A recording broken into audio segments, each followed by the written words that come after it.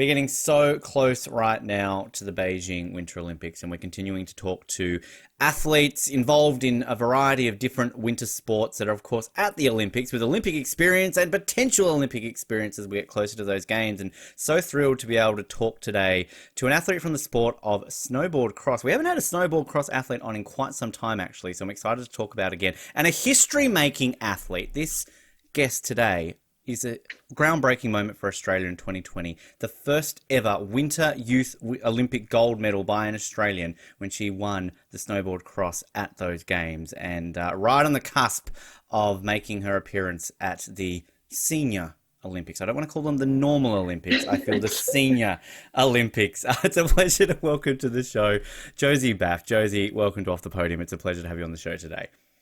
Thank you so much for having me. No more centre light. Yeah, I was going to say straight away, like the light goes off. It's like, there you go. It knows. It knows to do a dramatic sort of entrance for you as kind of you get introduced there with it. But I mean, do you call it like the Senior Olympics? Like it's kind of weird, isn't it, to call it like the normal Olympics? I got so much smack for it because in one of my interviews at the games, at the Youth Olympics, I said, yeah, I'm really excited. Hopefully I'll make the real Olympics. And I have never lived that down. So I cannot offer any good advice on that.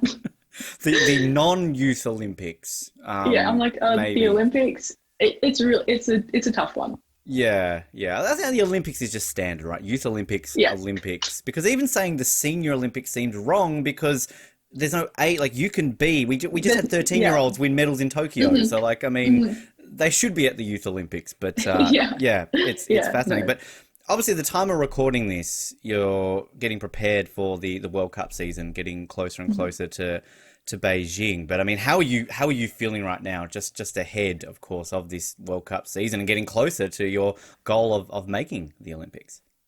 Yeah, I mean, it's kind of overwhelming when I think about it too much. I'm just kind of going with the flow one step at a time, like one day at a time, and just trying to think of all the things that I do know how to do. And I think back on like the preparation that I had before coming here, and it's significantly better than what I had last year. So I can only be improving, which is promising. But when I think about it too much, I do get a little bit overwhelmed for sure. But I'm really mostly just excited to see what happens and see how everything goes and get some of the anticipation over, because we're leaving for our first World Cup in China, which is the test event. So the course will be pretty similar to the games, and we're leaving in like just under 2 weeks. So that'll be very exciting. But it's definitely a lot. For sure. And how does then the process work for qualification? Because I know it's obviously different for certain winter sports. There's quotas that you've got to achieve, and then you get selected for those quotas. But the snowboard cross, how does that work during this World Cup season to get you and Belle and the team and everybody to Beijing?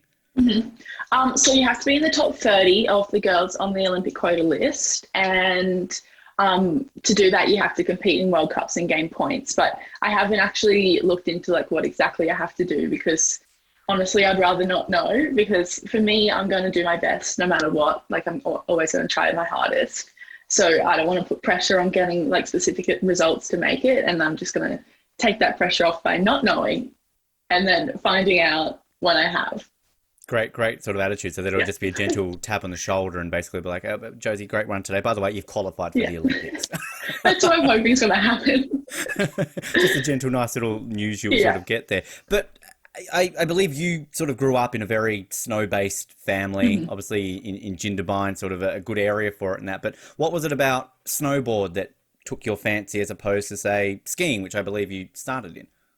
Yeah, I started skiing and I love skiing so much. I actually was training like for ski racing up until like 3 or 4 years ago. And then I was snowboarding, like I would only snowboard for competitions or when I went overseas with my dad who runs snowboard camps. And I love them both equally. Like I definitely still now, I don't really have a necessary like favorite, but I got selected onto ANSWER, which is the development pathway. And I was doing really well in some competitions when I was younger, and I wasn't really training that much for them. And my sister was doing border cross and my brother was doing border cross. And then eventually I kind of just morphed my way and put all of my eggs into border cross, which I'm very happy I have done, but definitely miss skiing sometimes too. But I try and get out and ski as much as I possibly can. Well, I've got to bring up a hero of ours on the show right now while you're talking about doing both. Esther Ledecker can do it, Josie. So, I mean, there's a possibility there that you could still combine the two, right? Come on. I mean, I have thought about it, and like some of my like family friends have joked about it, but that would be very, very impressive, I must say. She's an incredible athlete, and I actually don't know how she does it. It's insane.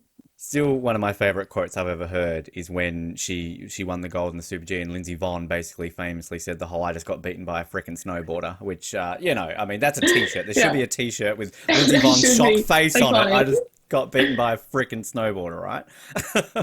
Yeah. Kind of works that way. It's a crazy moment.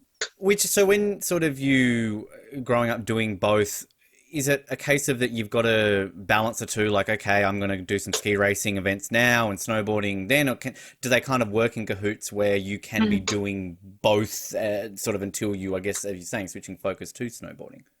Yeah, I mean, for me, I think that ski racing has definitely helped my snowboarding in numerous ways. And most people who I've spoken to who had a very strong ski racing background has noticed it in their snowboarding as well, because snowboarding is a relatively new sport. So having, like, when you're in a ski racing club, which I was for my whole life pretty much, you learn about like how to make a turn, the apex of a turn, where the pressure of the turn goes, and the lines you take. There's a lot more theory behind it. Like, as soon as there's a bad weather day, that's what you're learning. You're watching videos of Ted Ligety and Michaela Schifrin, all the top dogs of ski racing, and you're watching them and you're analysing them at such a young age that it kind of gets ingrained into your knowledge.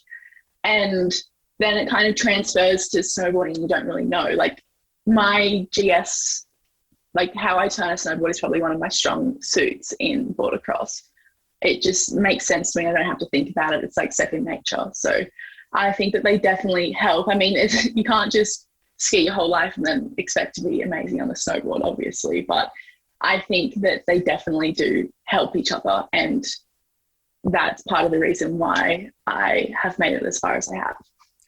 I've got to ask a question. I'm sure it's a question you might get asked by people like myself who are just completely unco when it comes to snow sports. I, earlier this year, gave my first crack at skiing. I've told the story on here many times that I lasted 30 seconds, chickened out, and went back to the lodge. But did I make the wrong decision? Because I was sort of questioning whether I should try the skiing or the snowboarding. I was told skiing was easier. Was I wrong? Should I have tried snowboarding?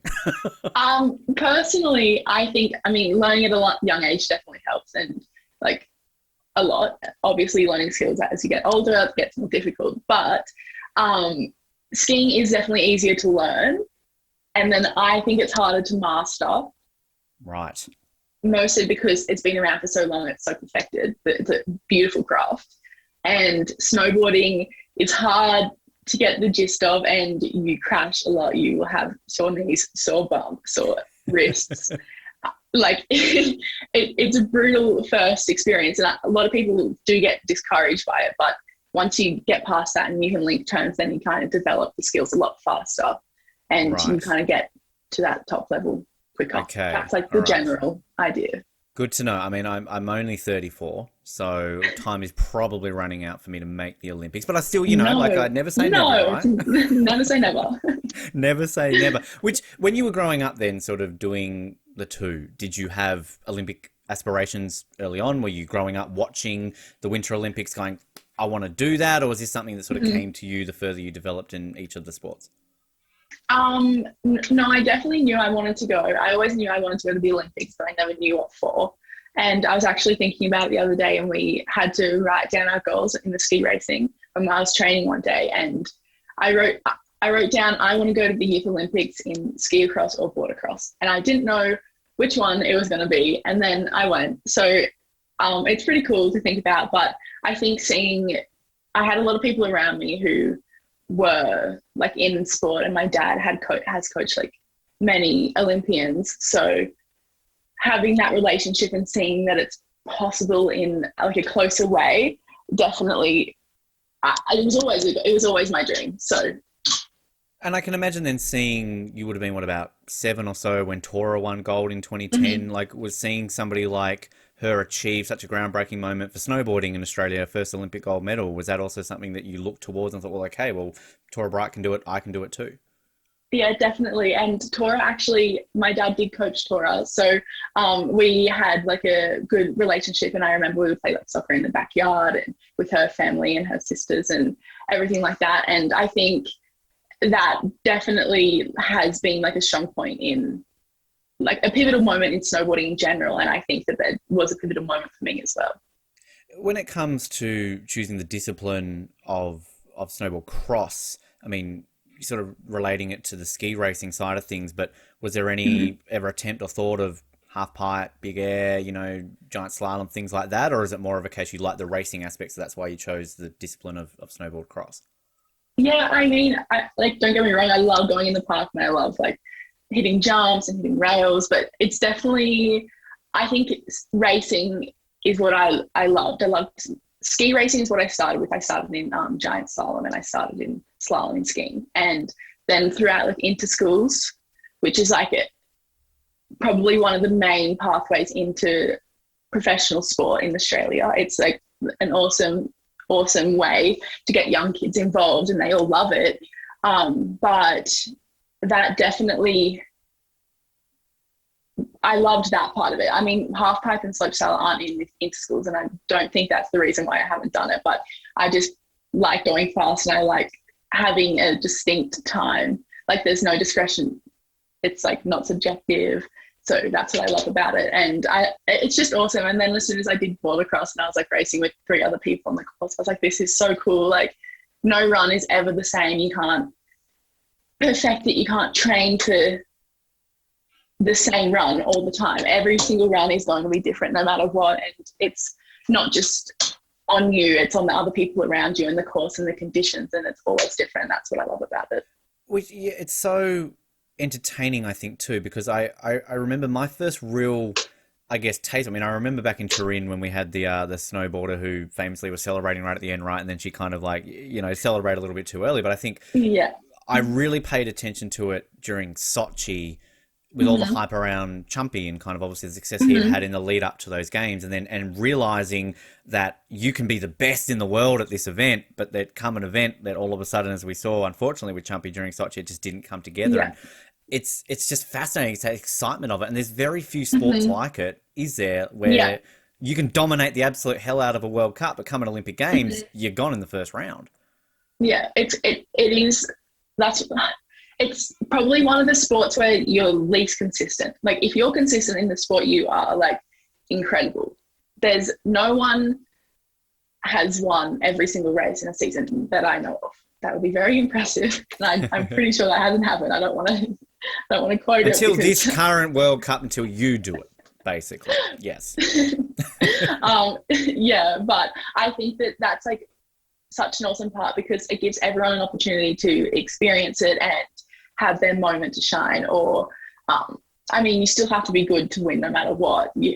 There's numerous rounds, you can't just fluke it. I mean, you could do a Stephen Bradbury for sure, but I think that that's like such an awesome part of the sport, and it really brings out how you prepare for it, because if you are really prepared, then if you are consistent, you are like unstoppable, and that's like awesome. And is it a momentum-based thing mentally, that if you're in good form, you're coming off some good podium finishes or, you know, winning that mentally you're going into these events all of a sudden feeling that extra boost of like, hey, I'm kicking ass right now, I'm going to do well today?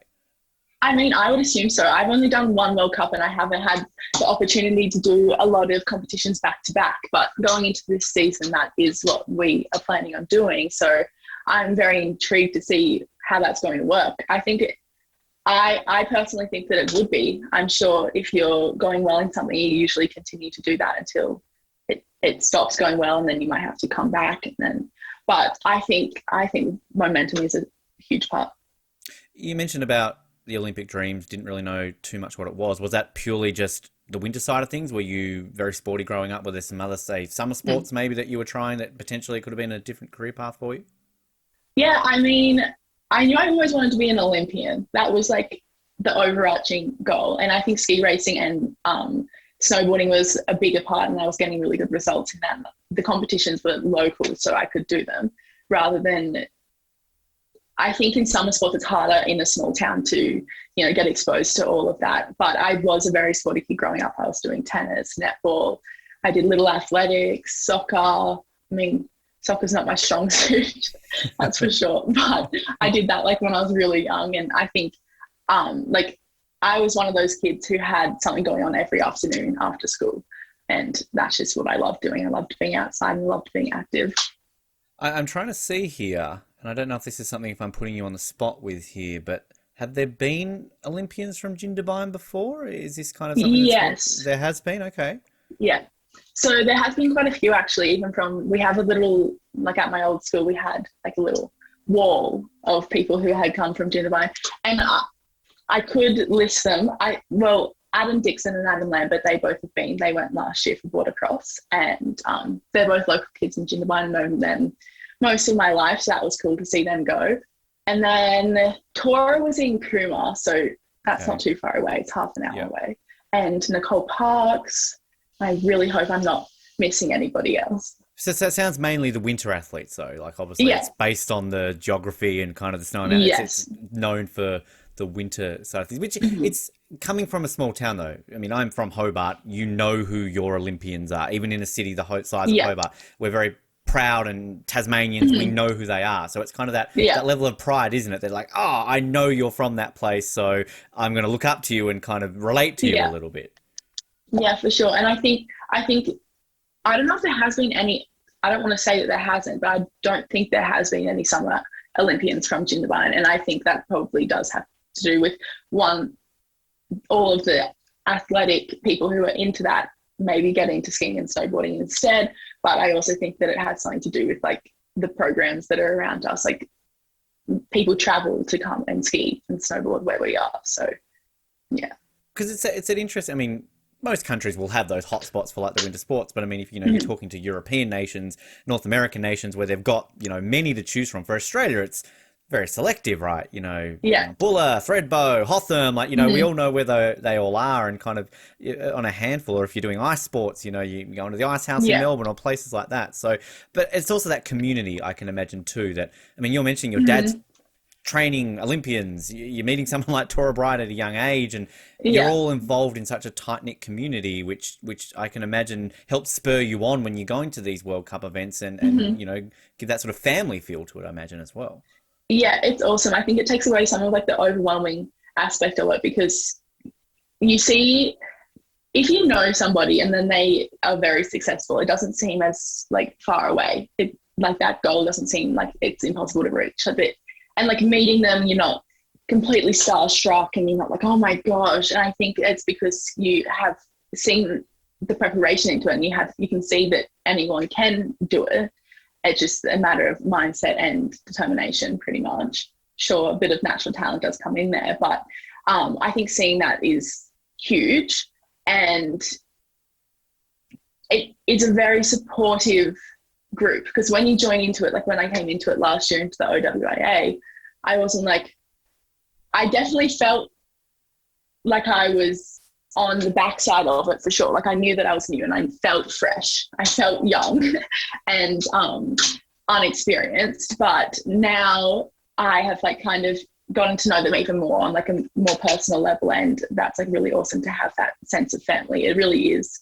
And I think even crossing over into different sports, like you have friends, like one of my best friends since I was an infant, Abby Harrigan, she's a slopestyle skier, and we went to the first Youth Olympics together, and now we're hoping to both go to Beijing together, and having that is crazy. Like we grew up together, we've known each other since we were tiny, and we have like photos where we're like, we couldn't even speak. It's really awesome. So I think that part of it it's really nice and comforting. And I love that too. You mentioned the OWI. I mean, something as simple as how well their social media and website is run. Like I feel if you're following the OWI, you get to know all of you in terms of the athletes, because they've got great profiles on you. They do little things like, oh, it's such and such's birthday today, or like stay up to date with this World Cup. Like it adds a personal level to getting to know athletes in the lead up to a Winter Olympics, because no disrespect to the summer athletes, but when you've got a team of 400-500 people going to one games, and you've got a team of 40 or 50, it's hard to get to know every single summer athlete. Whereas I feel that when a show like us is covering the Winter Olympics, we know all of you because there's so few, but it's at personal level, and we can understand your stories, the challenges that a winter athlete has in Australia to make an Olympic game. So I think all props to the OWI for the great work that they're doing with everyone, not just from the athletic side of things, but just the personal side of things to make people like me connect with athletes going to Winter Olympics. That's really awesome feedback. I'll have to tell our social media manager that. That's really awesome to hear, actually. And I would agree. I think even before I came into the OWIA and before I knew a lot of the people personally, I did kind of know who they were. Like, I didn't go in and go, oh, I don't know that phase. I don't know what sport you do. And I think it helped spark a lot of connections too, because you don't have to go through that whole first, like, oh, what's your name? What sport do you do? How old are you? Kind of thing. You kind of already know. And that's awesome. One thing, just on the training aspect, outside of the obvious of one between ski racing and snowboarding, one you've got two planks on your feet, one you got one. Is there, in terms of if you're hitting the gym and like now that you're sort of switching focus to snowboarding, is there much in terms of the physical side of things outside of just racing that you need to do as a snowboarder as opposed to a ski racer? I think that the preparation is both pretty similar. Like, you still want to have like fundamental, like if you disassemble the parts of border cross, it has jumps. So you need to be, it's long, it's an endurance event. It's usually a minute long, which is a long time. If you were to go and do squats for a minute with a certain amount of weight and jumping, you get pretty tired. I get tired with one squat, so yeah, I'm screwed. Yeah. Yeah, so I think having like that level of endurance and that cardio, like even if you did high knees for a minute, you would be tired. So you have to be both strong, have strength endurance, have cardiovascular endurance, and you have to be powerful and fast. So there's every aspect pretty much of gym preparation is covered. And I think in ski racing, that's very similar, but especially in ski cross, but then they kind of goes into specific parts. So you have the fundamental base, and then you kind of add this topping of specific border crossing. So we have, I think probably the biggest thing is like lateral hurdle jumps, because we're like constantly like trying to get over features as fast as we can without touching them. That's like one of the things I'm learning at the moment, is trying to like come out of the snow before you go into it so you can skip the takeoff, because if you're riding up the wall, then it's obviously going to be slower if you're jumping and not touching the wall and you're skimming that. So we do like lateral hurdle jumps, and that's probably one of the most like sport specific things that we do. Is there, on a competition day or sort of in the lead up to a competition, do you do sort of a walk of the course? I mean, I'm a big Formula One fan, and they do the track walk, for example, you know, before the event to make sure that they're getting there. I mean, is that something that you can do as an athlete in border cross to go, okay, well, this is challenging. I know that that's there now, so I can prep myself for a competition? Yeah, so we often for the border cross races, there's a day where the coaches go up and they have a look, and there's a testing day, and a few like selected athletes go through and make sure that the course is all running smoothly and that there's no parts where it doesn't work, because it has to flow if everyone's going to be doing it. So like I think it's 2 girls and 2 boys do it, and then often we either go up and we watch that, or our coaches film it and they send it to us. So that's what we get first.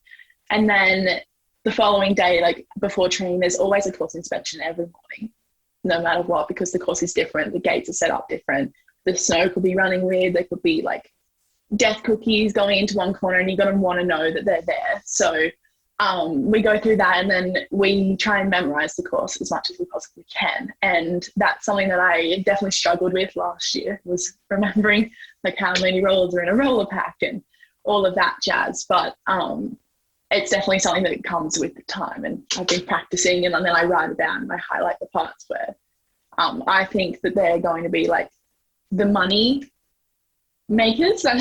When I was growing up, my sister, when she would take me through course inspection and into school, she would say, okay, this is the money gate. So I always look for the money gates, and that's just something that I do internally, and then I go home and I refresh it, and then we often do qualifying the next day and then heats the following day or on the same day. You mentioned Death Cookies. Now, it sounds like the best heavy metal band ever, but I'm guessing it's got nothing to do with that. What the heck is a Death Cookie? It is where like the groomer, I think it comes from the groomers. It's where they like spit up and the balls of snow they form. They could be all different sizes and shapes, and then overnight they freeze. Right. So it's not smooth and completely easy to go through, and it could cause some. You have to be like stable to go through there. Okay, well, I'm glad you clarified that, because I'll give you an example. During Tokyo, we got very confused in the rowing when they kept talking about hitting crabs. And we thought there must be some crab infestation in the Tokyo water that we don't know about. I'm not seeing them, but now it was explained to us, we understand it. So now during Beijing, if all of a sudden the commentators are going, she hit a death cookie, we're not going to be going like, well, what sort of evil cookies are the Chinese organisers putting on the course here? I don't know what they're doing. So clarification, I like this. Yeah, no, I definitely didn't. What does hitting crabs actually mean? It's sort of the way they are hitting their stroke is kind of at a time. So like they're sort of hitting the water at the wrong angle, and it puts their stroke off. If I'm explaining that correctly, any rowers listening, if I've gotten that wrong, that is my recollection of what was taught to me. Yeah, that makes sense. I mean, yeah. Well, death cookies. There you go. Now you know. Another thing to add to the lingo. I do, yes. We do commentary, Josie, during the game. So if we do snowboard cross, I'm gonna make sure that I remember that for our commentary with that. Youth Olympics, you go into it. We'll obviously talk about what happened, but when you sort of got selected, you were going to the Youth Olympics. I mean, did you go into that with any expectations, kind of like hopes for anything, or kind of did you just go into it wanting to relish the experience and kind of see what you could come out of it with? I mean, for me, I hadn't done that many FIS races leading up to it. So as soon as you turn 15, you kind of go into the open category for snowboarding, and there's no more age. There's like youth and junior, which I think is under 20. And then at the Youth Olympics, it was just people born in 2002 and born in 2003. But I did a Europa Cup leading into it, which is like the level down from a World Cup. And I came third, and that was like very shocking to me. I wasn't expecting that at all. And when that happened, I was obviously over the moon. And my dad came in and he told me, he's like, sorry. He said, he was like, oh, like you've got this. And he didn't say like, you're going to win, you know, you can't, it's impossible to predict anything like that, particularly in the nature of our sport. But he was like kind of saying, you've got this, like, I reckon you'll do it right. And in the back of my head, I was like, I think he's saying that I can win, but I didn't want to think about it. And I have like this thing where I don't know how I scale into where like the levels of other people. Like, I know that I'm a strong athlete, but when in regards to the comparison of other people, I really do not know where I sit. Like, I watch somebody and I'm like, wow, they're really good, like they're gonna win, and I have they don't. Like, I'm really like, I have to work on that for sure. But so going into it, I was like thinking, oh, like, no, like I'm not that good. And when I did my first heat, because there was no qualifying, they did a very different system. They had like a round robin format, and you would do 5 races and you gain points from them. And then if you had enough points, you would go into the semi-final and the final. So it was good because you got the opportunity, if you did stuff up or if you did crash, then you still had an opportunity to come back. And if you won, say 4 and came 4th in 1, then you would still qualify. So that was really cool of them to do that, especially at something like that. It gives everyone a chance in case you don't just crash out and then it's over. So in my first round, I came second, and I was like, okay, like this is good. And then in the second round, I won. I was like, whoa, okay, this is weird. And the third round I won. I was like, okay, like this is getting weird. And I was like seeing my family at the bottom of every run. And then when I made it into the semi-finals, it was a bit emotional even then. I was like, wow, the worst I can do is come 8th. Like, yeah. I'm still like over the moon with that. I'm at the Youth Olympics. And when I won the semi-final, I was really, really getting there. I went to the bottom and I was like, Mum, like, worst I can do is come 4th. And I was like starting to even cry. And I was like, this is weird. Like, you've never experienced these emotions before. And it was so different. And I was like, well, it's not over yet. Like, awesome job, but go back up. And I was like, okay. And I did. And I was like telling my physio at the top, and she was also saying like, well, pull yourself together. Like, you still have another race. It's not done. I was like, okay, yeah, you're right. It's not done. And when I went through the final, it was a very crazy experience. And I think the leading, like having the consistency of winning minus the first one, it definitely opened my eyes to that chance. But you don't meet the other side of the pool until the finals and the semi-finals. So I knew that I hadn't raced everyone, but I had raced half of the field. So it was pretty cool. And were these athletes that you're coming up against in the Europa Cup and other events, or are some of these sort of new to you that are emerging athletes who hadn't really been competing in events you'd been at? A lot of them were new, mostly because I had done more races in the not in the northern hemisphere, but still in the northern hemisphere, over in North America. And Europeans usually don't travel over there, especially juniors. So a lot of them were new. And I had raced a few of them at the Europa Cup leading into it, but not really. I had seen a few, but because it was only one race and it was in France, I didn't know a lot of the athletes, so I didn't know how I was going to scale up against any of them. But yeah. The strategic side of it, when you win the semi and sort of you've got people saying to you, like, you're not done yet, like, great, sure, you can finish fourth, great, but you can win this. Do you just simply have a word with your coach and say, okay, keep your similar strategy up? Or is it a case of, well, you're up against these athletes now, somebody's doing this? Because I mean, you mentioned Stephen Bradbury. I mean, the famous sort of strategy from him going into that final in 2002 was, well, we made it into the final because everyone fell over, just do the damn same thing and it might work again. It did. So, like, is that something similar that you do, keep the same strategy because it worked in the semi, so this might work in the final? Usually, I think your coaches, it's a bit different in normal format because you see the other people racing and you usually meet up with them a bit earlier on and you kind of go through with one person meeting new people. So if you two have like a strong racing thing and you guys are just together and out in front, then you probably can keep that throughout it. But every rider is different, has different strengths and weaknesses. So no run is the same, but definitely the experiences from before definitely do come into play, because for me, there was this girl, Anouk, and she ended up finishing third, I believe.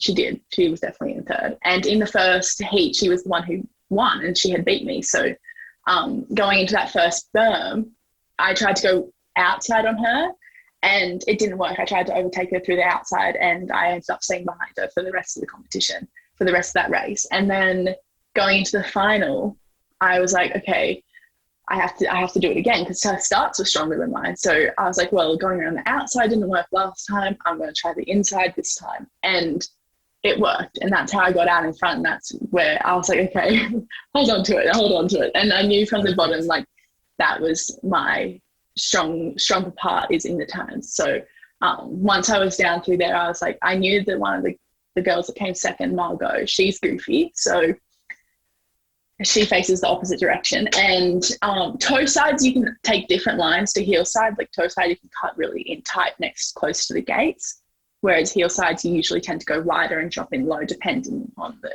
shape and style of the turns. But I knew that she was going to be able to catch me through those turns down the bottom because she was on her toes where I was on my heels. And she did. And I felt her behind me. And I just remembered my coaches telling me to stay right down the bottom and not drift left, because then that opens the room for them to just screw over onto the right side and come through the finish line before you. So I was thinking in my head, I think it was stay right. It could have been stay left. But I was just remembering that throughout the whole thing, and I could feel it hot on my tail. And she ended up finishing just 0.05 seconds behind me. So wow. I'm very glad I listened to them, but you're the person who knows the most and you're the only person experiencing it firsthand. So you obviously have the best knowledge. Like, your coaches are going to do everything they can to help you, but you're the one who knows. What I love hearing when you're explaining that is that a race is a minute basically. And, and you've got all of these still being able to go in your head in the middle of the chaos that someone like myself was watching. Like, it's just so chaotic, but it's just fascinating how you're able to still compute, remember, strategize, board, do everything, and kind of get to that point. I mean, that's just incredible. Yeah, no, I think snowboarding definitely has to be first nature to you, second nature to you. You have to be able to do it very easily and consistently. And when you have that strong foundation, you can think about other things. Like when you're going down the course, you're not thinking about how to turn. You're not thinking about, I have to put the pressure on like this part of my foot. You have to start with ankles. You're not thinking about that. You're thinking about what's happening with the race and what's happening with the people behind you and the people in front of you and how you're going to overtake, how you're going to maintain your position. And I think that's one of the really cool aspects of it, because you have to be so fundamentally strong to be able to be competitive in the sport. What is that moment like when you realize you won? Like, I love the footage of you crossing the line, and obviously that kind of realization moment when you've got the gold. But what is that moment like when you realize that you've done this, that you are a Winter Youth Olympic champion? It was so overwhelming. Like, even thinking back on it now, it was crazy. I crossed the line and I was like, I think I won. And that's when I collapsed, and I checked and I looked up to the board and I saw my name on top, and I was like, oh my gosh, like this is crazy. And I looked over on the other side of the fence, and like I had so many friends and family there, with other kids who were racing and who were nearby. And because I was on a snowboarding camp with my dad before, I had like 4 of my closest friends there too. And they were holding the Aussie flag and they were cheering. And it was just like, it was so overwhelming. And I just remember just getting swarmed by all these emotions I have never felt before. Like, it wasn't like winning a race at home. It wasn't the same. It's like had scaled up by a million. And I think it was awesome. It was the best experience of my life, and one of the feelings that I'll hopefully cherish for the rest of my life. And were you aware that you had created history, that you were Australia's first ever Winter Youth gold medalist? No, I wasn't. I remember, I think Ramon was there, and he was the chef de mission, and he came up to me and he said, "You're the first ever person to win." I was like, oh my gosh, like that's so awesome. Like, it's cool, because that title can never be taken away from me now. Like, once it's yours, it's yours. You're the first person. There can only be one first person. So you mentioned Bradbury. I mean, you and Stephen Bradbury are the same person, basically. You know, you both created history as winning that first gold medal. So there you go. Yeah. So it was pretty awesome. Which it must be as you said, it can never be taken away from you, and it will always go down in the history books. But you mentioned about you sort of had these Olympic aspirations, and the Youth Olympics are a real dress rehearsal for the Olympics. We're not calling them normal Olympics or anything along those lines. So are you also taking that opportunity to soak it all up, because it's taking a step towards that dream of going to the non-Youth Olympics? So, you know, are you able to kind of soak in the atmosphere and relish in a gold medal, but also just relish in the moments and going, okay, well, this is giving me that drive now to push towards Beijing, Milan and beyond? Yeah, I think the way you put it as a dress rehearsal definitely is accurate. It was one of the best experiences of my life, and that wasn't just the racing part of it. If I didn't win, I still would have had that same view. I met so many people that I still am in contact with now, and that's like the awesome thing about social media. You can stay in contact with them, and it's cool to see them in different places all around the world. And knowing people up there, it makes you feel more at ease. It's like less overwhelming. You know, you don't see the big people and you're not like, oh, they're really good, like I can't go up and talk to them. Everyone's really friendly, but you also have like this group of friends that you've all experienced that thing together, and no one can ever take that away from you. And it was, even in the village, the atmosphere was so awesome, and it was so different. Walking in there, I walked in with my friend Amber, and we saw our bags sitting there with like our names on it, and we were like, oh my gosh, like this is insane. And it was just full of all these goodies, and I'm like, this is all free, like this is really happening. And when we saw our uniform, we were like, whoa, like this is nuts. Yeah, that's crazy. Yeah, so that was like a really cool part of it, and it definitely has taken that whole like unknown aspect away from it. I mean, it's been put back in a little bit by the whole COVID thing. We have no idea what it's going to be like. Seeing the Tokyo Games definitely helped in that sense, but I think the way we were all there, and the emotions and the everything, like we were walking outside of the village. I don't know if you've seen it, but we stayed in like a big cylinder. They called it the vortex, and you could walk the whole way around and be going up. It was really cool. There was no steps, and you could walk around this path and go to the top. And you look down into the village, and there was a tent, and like there was live music, there was games, Jenga. There was they do this pin quest thing, and it's so fun. This, yeah. Which, because like I'm always fascinated by pin collecting in general, but I love it when there's like an element to it where kind of it's almost like a Pokemon Go style thing, isn't it? The way you've got to get your pins, right? Yeah, it's so cool. You can go and trade pins. That's one way of getting different countries' pins, but you can also go around and you can achieve pins that say like different things, and you have to do a challenge for it. Like we did like an anti-doping one where you went and you learned about like the doping rules, which is awesome. It's educational. We definitely need to know about that. And then there's like ones like random challenges everywhere, all around the place, and you can look on the app and go around like Pokemon Go, and then you go and you like talk to somebody and they give you the pin, and then you can trade those rarer pins for the country's pins that you want. It was really cool. It was fun. Like you bonded with a lot of different people because you had to go and ask them for their pin. Did you end up getting a favourite, like a pin that you just treasure above all the others?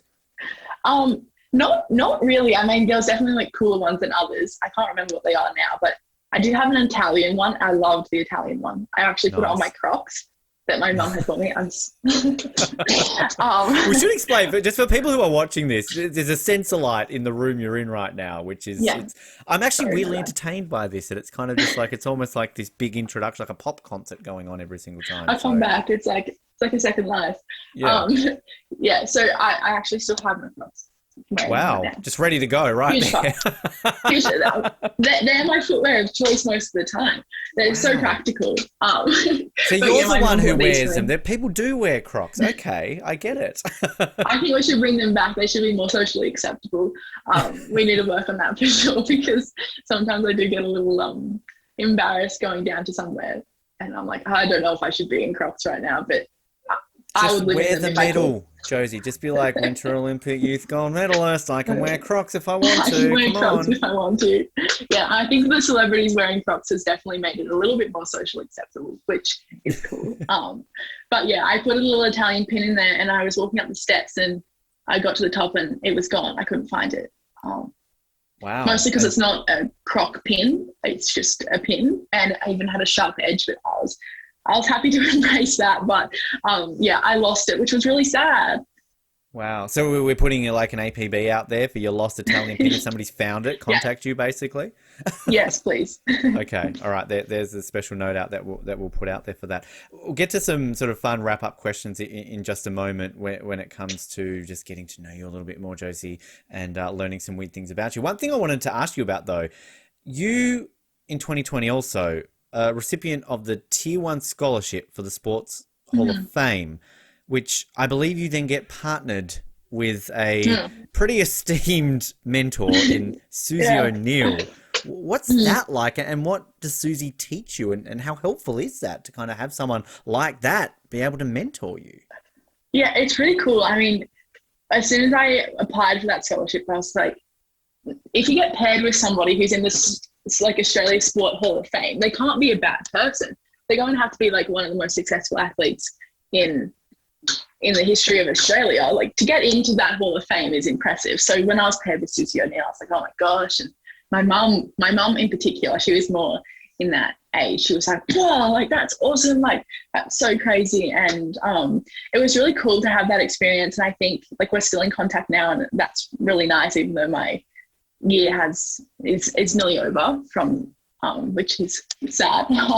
But I think that the way that they pair you with somebody outside your sport it's really cool, because you can find like parts that you might usually not talk about, like in similarities more in like the mindset things, instead of like talking like specific snowboard cross stuff. It's more sport general things, which I think is really interesting, and you kind of can see different sides of it and see how different sports affect different things. And whenever I like am feeling the pressure, or I'm feeling like not quite perfect, I just send her a message and I ask like what the advice is on that. And no matter what she gives back, it always is so simple and I can understand it really easily. So that's really awesome.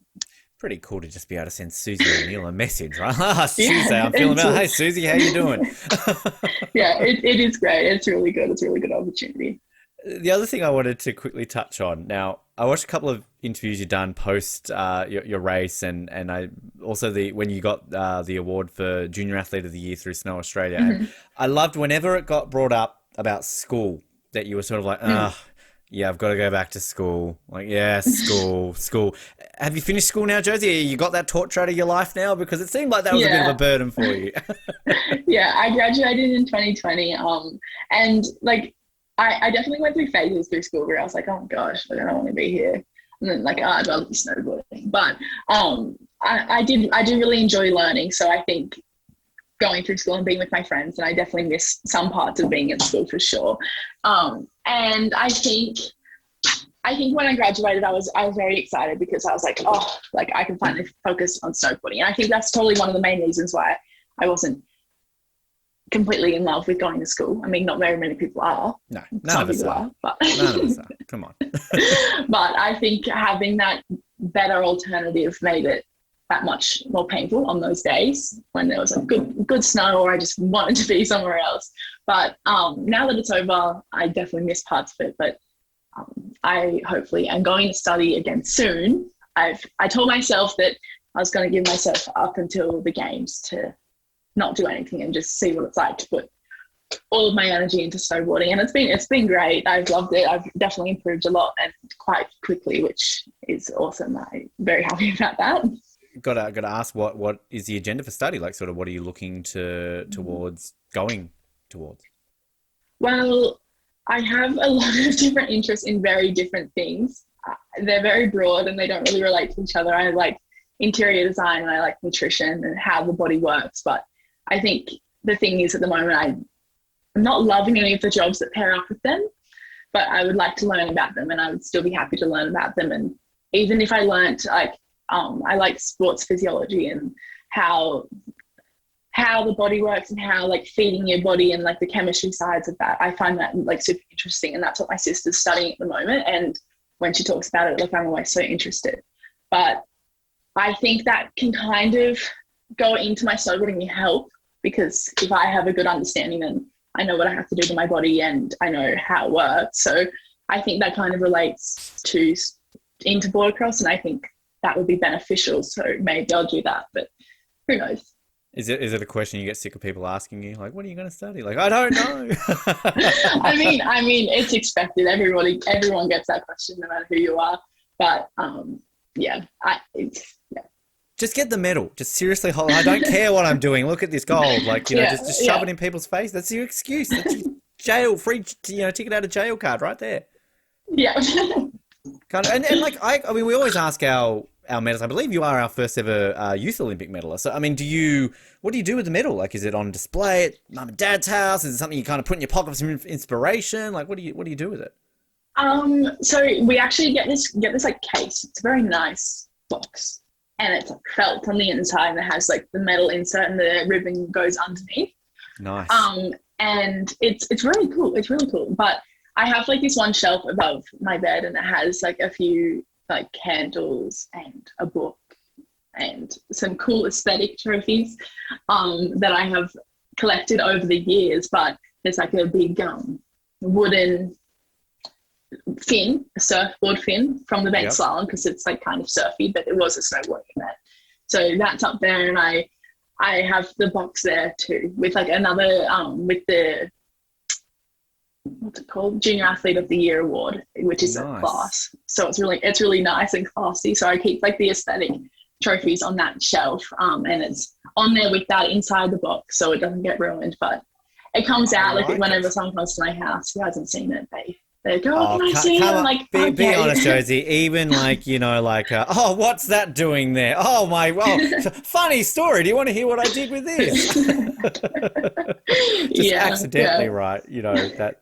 But it's. I like that kind of level of some candles, some books, use Olympic gold medal, just, just casual kind of like it. It works that way. Yeah. Better than the sock drawer. So many of our guests just Yeah.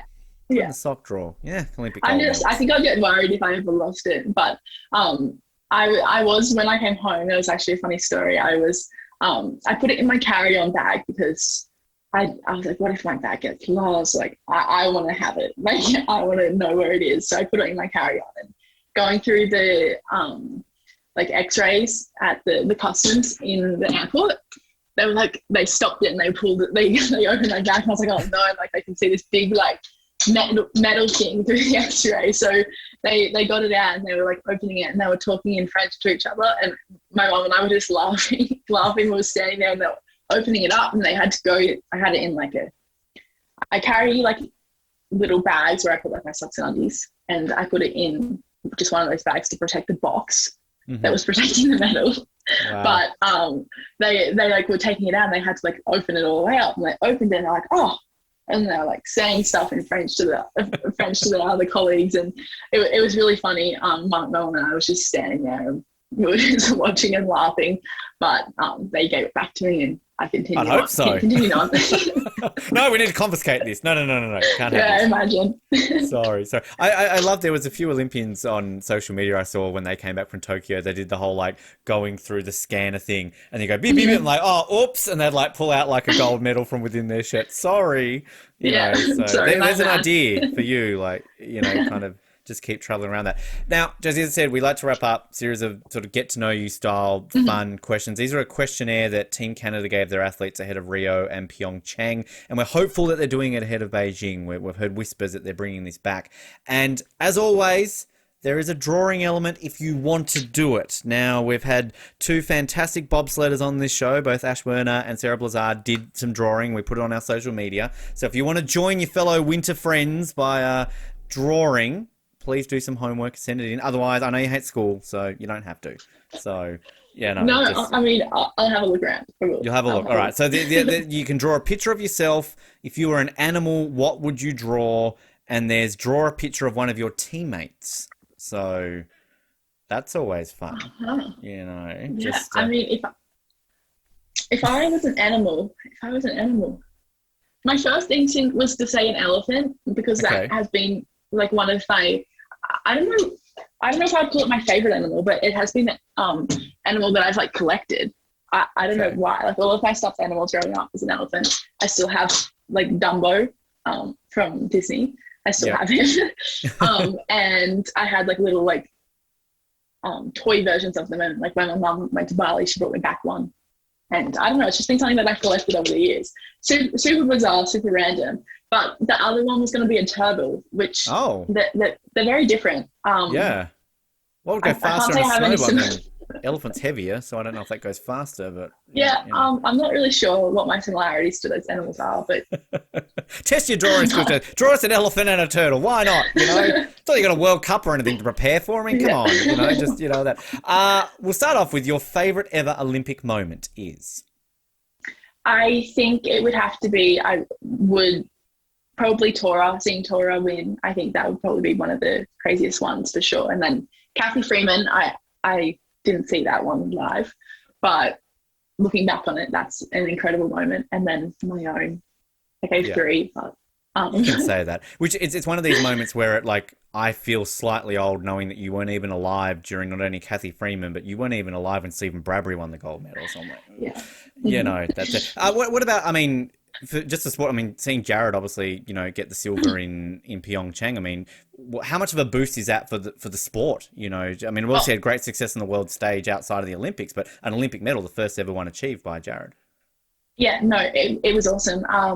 I know Jared really well, and my dad, he came on a few camps with my dad, and my dad cried, which was cool. He went away. I was at school, so I came home from school and I watched it, but he was down at like where everyone was watching it at the bowling club. And it was really awesome, and his reactions, no matter when it is, they're always so good and so raw, and I really love that about him. And seeing that definitely was eye-opening, and again helps you know that it is possible. So it's cool. It's very cool. I mean, that final, Chumpy in the final as well. Like, it was such a, Mm-hmm. one of my most memorable moments of Pyeongchang. If you could have any superpower, what would it be?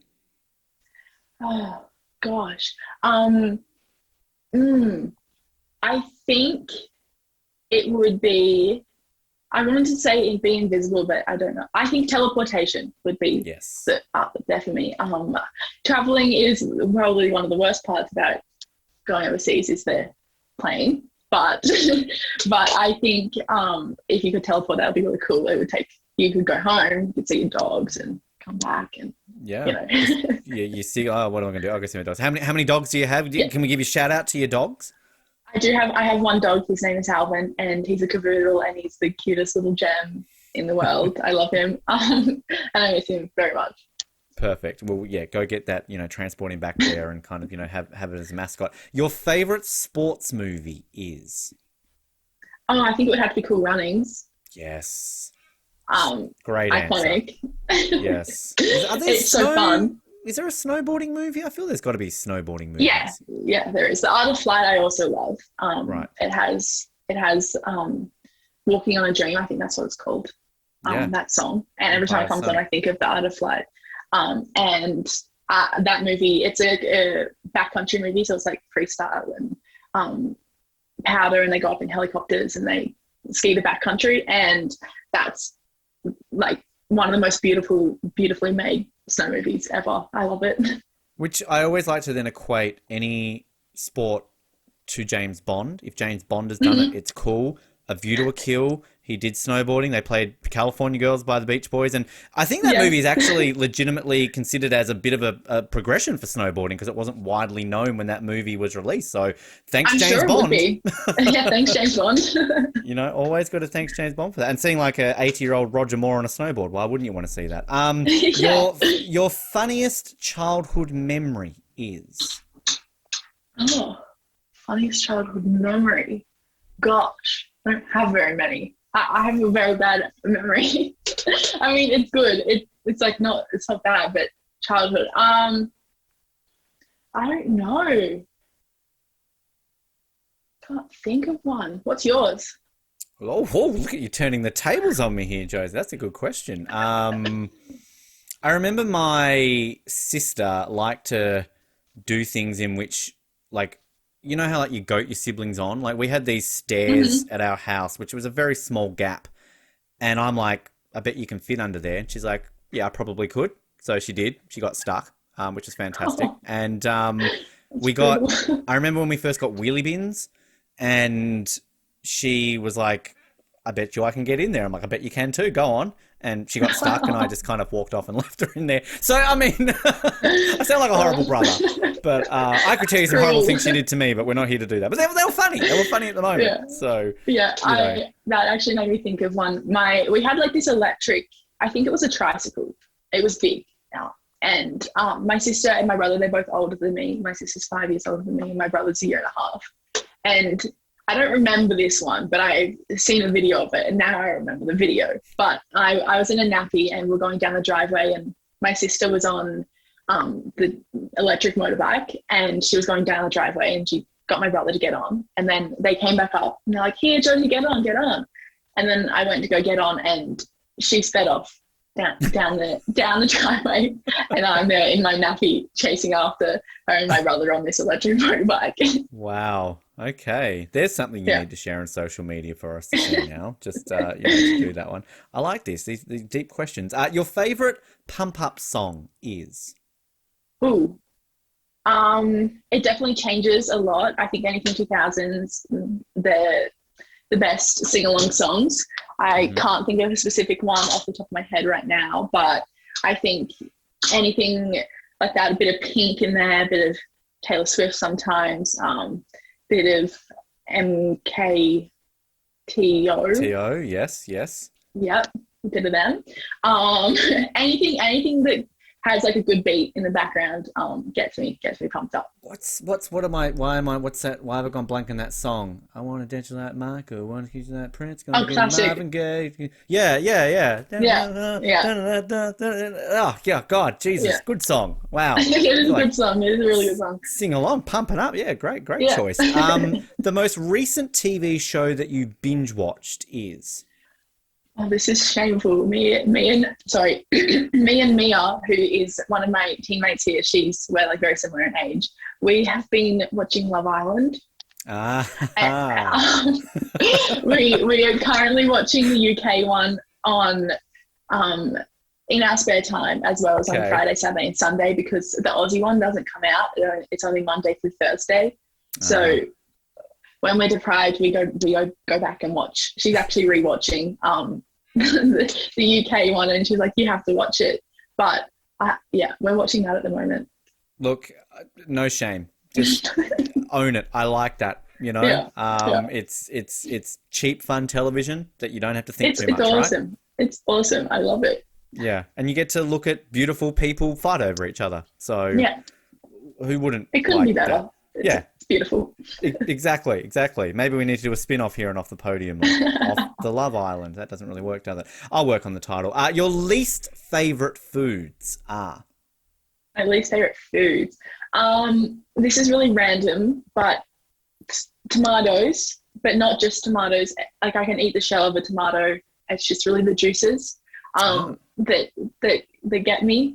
And then mushrooms I'm learning to like. Okay. I really wish I did like them, because they're in so many things. If it's like blended into something, I'll eat it. But just a straight up mushroom, I can't get around it yet. So they would be up there.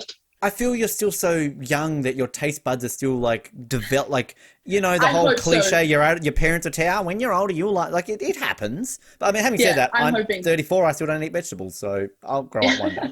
So I'm hoping I'm going to learn to like mushrooms and full tomatoes, but we'll work. How's a sun-dried tomato? Less juice in a sun-dried tomato. Yeah, I can have a sun-dried tomato, and I can have cherry tomatoes. This is going to make it sound so fussy, but I can have a cherry tomato if it's like cut in half.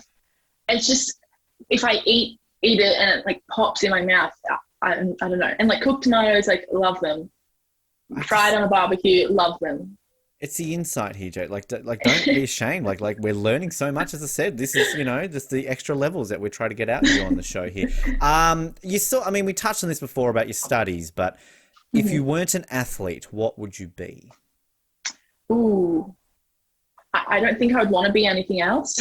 I think right now, if I wasn't an athlete, I would be having a gap year at home.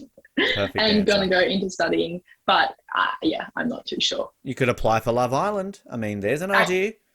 Hey, like, in all seriousness, like, they would probably eat that up, like Winter Youth Olympic gold medalist. Like, it would be fun. I mean, I have like this like exterior goal of mine, and it's to go on Big Brother. Hey, they would take you. I mean, Lydia went on Survivor twice, so why wouldn't they have? She did. An Olympian. Survivor's very hardcore. She's very hardcore. I don't know how she did it and then did it twice. Well, Stephen Bradbury, of course, did it. Nova did it. We just had Baden. Like, a bunch of Olympians have done Survivor. So, but I don't. Has an Olympian done Big Brother? Not off the top of my head that I can think of. So yeah, I'm not too. I mean, it's not really a show that I watch religiously, but I think it would be really fun. Hey, so again. That's like an exterior goal of mine. So one day I'll make that happen. Channel 7 broadcasts the Olympics. When you get to the Olympics and you're doing these great little fluff pieces, you've got Mel McLaughlin in front of you, kind of doing all this sort of stuff, like, just drop some hints. Like, hey, Mel, I will. Like, psst, Big Brother. Like, I want to be it. Like, once I've won the Olympics, put me on Big Brother. They'll eat that up. Channel 7 love that. Come on. I hope so. That'll be really cool. When I retire, that's what I want to do. Yeah, there you go. Look at this. We're working this career. You don't need to study all this stuff. Like, Big Brother, path set. Your favourite vacation spot is? This is a tough one, because vacation way, I usually think I would usually go snowboarding, and I would say that going to Mammoth Mountain with my family and friends, that's definitely one of my favourite places. But I also just love going to really warm places, anywhere near a beach. lush, it's relaxing, it's nice, it's different. I can't wait actually until I get home. Me and Tess Cody, we're going to go up to Brisbane and do another training camp. Well, we've planned this. We haven't. We're hoping this is going to happen because we did it last year. But just going out there and going to the beach, I think anywhere with the right people is perfect. Good answer. Do you go to Banff and do the whole like Baff and Banff kind of like sort of I thing? haven't. No? I haven't, but I have thought about it numerous times. I think there's a blog in there, like you could just kind of create something, like do the whole Australian, like move to Canada thing, move to, Banff and Baff and Banff. It sells itself. Yeah, it would be perfect. People would tune in. What's something that people usually describes you as? Ooh, I think I get weird sometimes, and I don't take that as a negative thing. I think that is a beautiful, positive thing. You have to have some kind of level of quirkiness, in my opinion. That's your personality. And I also think, like, family-wise, I get like determined and like loving. It really depends on who I'm with. I think my personality kind of shifts a lot, but yeah, there's probably a few of the things. And hardworking. That's what I'd like to think they describe me as. Good answers. I just stick with weird too. Weird's nothing wrong. Weird's fantastic. Now again, it's something we also sort of touched on. If you could be an Olympian in any other sport other than your own, what would it be? I think it would probably be ski racing, but then again, who knows? Again, any of them. Esther, you can do it. Like, it's kind of that way. Last question for here, Josie. Your guilty pleasure is? Ooh. This could also be watching Love Island. It could be up there. True. I think, probably watching. That's the only thing I can think of right now off the top of my head. Wearing Crocs. Yep. Wearing Crocs while watching Love Island.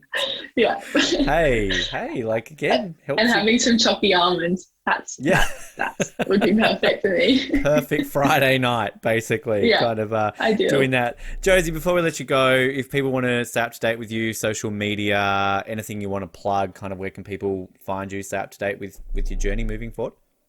Well, on Instagram and Facebook, I'm under @Josie Baff. So if you go to either of those, I'm pretty much @Josie Baff on any of my social medias. And that would be lovely if you did that. Thank you. Yes. And TikTok, I always like to ask TikTok, is that a thing or? Let's say no. Okay, let's say no for now. Maybe one day I'll work on my editing skills and put out some content. But right now it is very awkward dancing with my friends that we think. So you're saying people should be looking for this and no. whetting their appetite.